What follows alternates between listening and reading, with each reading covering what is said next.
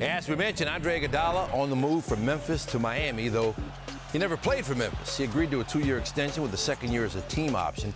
Grizzlies and Heat still working on all of the particulars of the deal, which could also include Oklahoma City. Adrian Wojnarowski on that in just a minute. But first, Iguodala.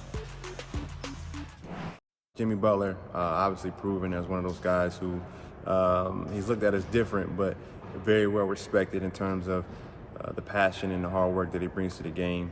And I feel like his temperament and, the values that he has really resonates with the Miami Heat, and they very well align. And I think he's brought out the best in those young guys.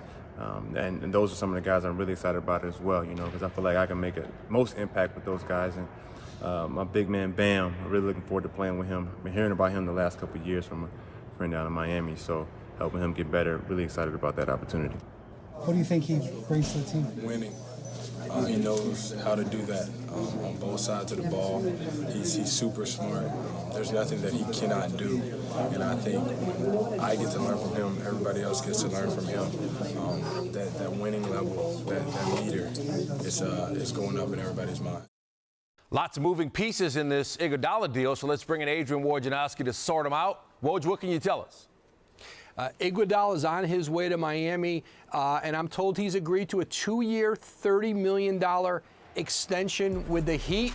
And now Pat Riley has turned his attention to not only landing Iguodala, but Danilo Gallinari, potentially in a 3-way deal with Oklahoma City. They've been talking through the night. Talks are expected to continue into Thursday morning, but the goal in Miami is to land 2 impact players in this trade market and now set their sights on the very top of the Eastern Conference, the Milwaukee Bucks.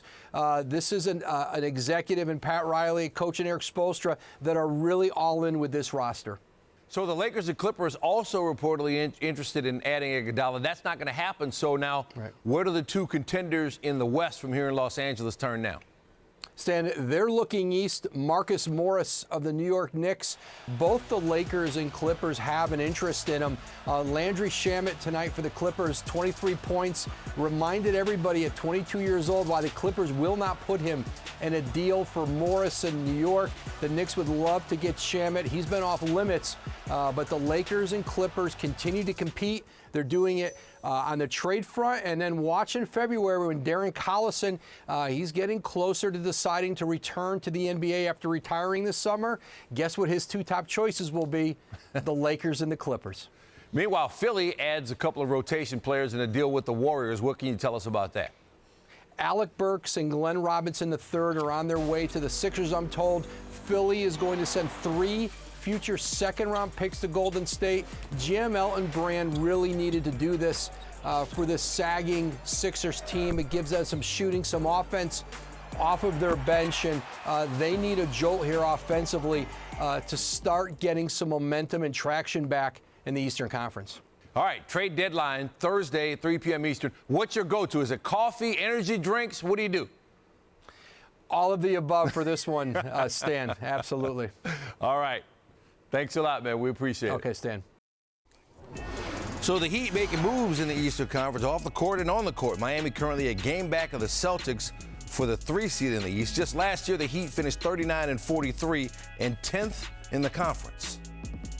Got to talk to Tim Legler. All right, we just showed the standings and we heard about the moving parts from Woj. Which team in the East is best suited to challenge Milwaukee?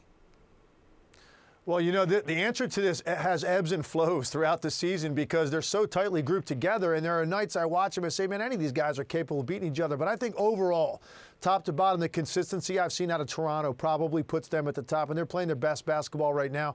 They have a toughness about them, and I also think a belief in themselves now, having been a champion, that they can overcome any situation. And, Wednesday night was a perfect microcosm of that. Coming back in the game against Indiana, the way they closed it out, digging deep, getting a really tough win against a really good team at home. I don't think maybe they do that unless they go through what they did a year ago and they had so many opportunities in the postseason. season where they had to come from behind, dig deep.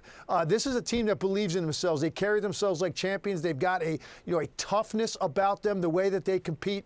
Pascal Siakam has turned into a star, and they have arguably the best combined backcourt in the Eastern Conference with Kyle Lowry and Fred VanVleet. So for me, I think it's Toronto, but Indiana, Miami, Boston, Philly, all of those teams are right there. All right, that's a great tease to the Raptors highlight that's coming up next. The Heat get Iguodala. Sounds like they're going to get Gallinari. They get Iguodala. He's 36. He hasn't played all season. What's your expectation? Where are you setting the bar on what he's going to bring?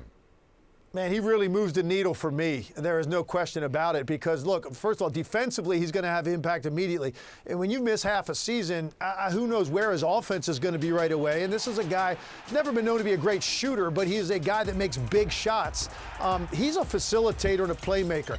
And then obviously a game-changing defensive player on the perimeter. So those are the things he's going to be able to do right away. And he has already talked about how much he's looking forward to helping out their young players. And they've got a lot of young guys in their rotation. His IQ, the way he moves the basketball, he's going to make all of them better. He's going to make Bam Adebayo a better player, and he's had a breakout year to this point. I just think when you bring a champion into your locker room and a guy that plays the right way, the way Andre Iguodala does, it's something that absolutely moves the needle in terms of your ability to close the gap, make up some ground.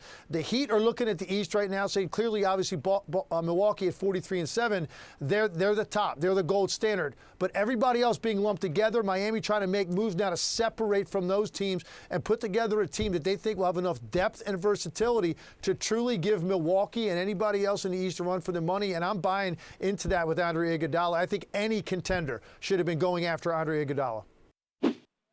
What's up? Thank you so much for watching ESPN on YouTube. Don't forget to download the ESPN app, and if you want more premium content, which you do, make sure that you subscribe to ESPN+.